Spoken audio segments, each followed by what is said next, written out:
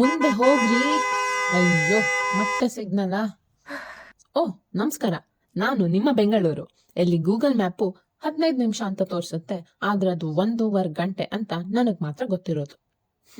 ನಿನ್ನೆ silk board ಇಂದ ಕೋರ್ಮಂಗ್ಲಾಗೆ ಹೋಗೋದ್ರಲ್ಲಿ ಒಬ್ಬ 1 ಗಂಟೆ ಯೂಟ್ಯೂಬ್ ವಿಡಿಯೋನೇ ಮುಗಿಸ್ದ.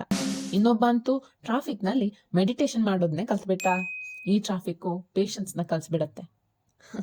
ನನ್ ರೋಡ್ ಶೋ ದಿನ ಬರೋ ಸೀರಿಯಲ್ಗಳ ತರ, ಸೇಮ್ ಕ್ಯಾರೆಕ್ಟರ್ಸು, ಸೇಮ್ ಡ್ರಾಮಾಗಳು, ಬೇರೆ ಬೇರೆ ವೆಹಿಕಲ್ಸ್ಗಳು ಅಷ್ಟೇ. ಮತ್ತೆ ಮಚ್ಚ, ನೀವ್ ಏನ್ ಮಂಡೇ ಟ್ರಾಫಿಕ್ ಅಂತ ಬರೀ ಅದೇ ಕಂಪ್ಲೇಂಟ್ ಮಾಡ್ತೀರಾ? ದಯವಿಟ್ಟು ನಿಲ್ಸಿ. ಅದು ಟ್ಯೂಸ್ಡೇ, ವೆನ್ಸ್ಡೇ, ಥರ್ಸ್ಡೇ, ಫ್ರೈಡೇ ಎಲ್ಲಾ ದಿನಾನು ಅದೇ ಕತೆ.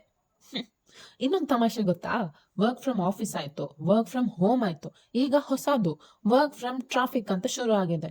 ಕಾಲ್ಸು, ಮೀಟಿಂಗ್ಸು, ಕೆಲವೊಬ್ರು ರೀಲ್ಸ್ ಕೂಡ ಮಾಡ್ತಾರೆ. ಆದ್ರೂ ನಿಜ ಹೇಳ್ತೀನ್ರಿ, ಉಸಿರಾಡೋದಕ್ಕೂ ತುಂಬಾ ಕಷ್ಟ ಆಗ್ಬಿಟ್ಟಿದೆ ಕಣ್ರಿ.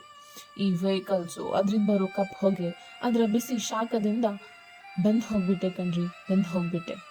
ನನ್ಗೆ ಅರ್ಥ ಆಗುತ್ತೆ, ನಿಮ್ಗೆ ಬೇರೆ ಬೇರೆ ಕಡೆ ಹೋಗೋಕಿರುತ್ತೆ. ಆದ್ರೆ ಮುಂದಿನ ಸಲ ಬಸ್ಸು, ಮೆಟ್ರೋನೋ, ಬೈಕ್ ಶೇರೋ ಇಲ್ಲ ಕಾರ್ ಪೂಲ್ನ ಟ್ರೈ ಮಾಡಿ.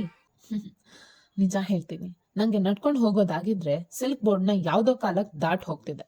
ಸರಿ, ನಾನ್ ನಾಳೆ ಸಿಗ್ತೀನಿ, ಸೇಮ್ ಟೈಮ್ ಸೇಮ್ ಜಾಮ್ನಲ್ಲಿ. ಬರ್ಲಾ?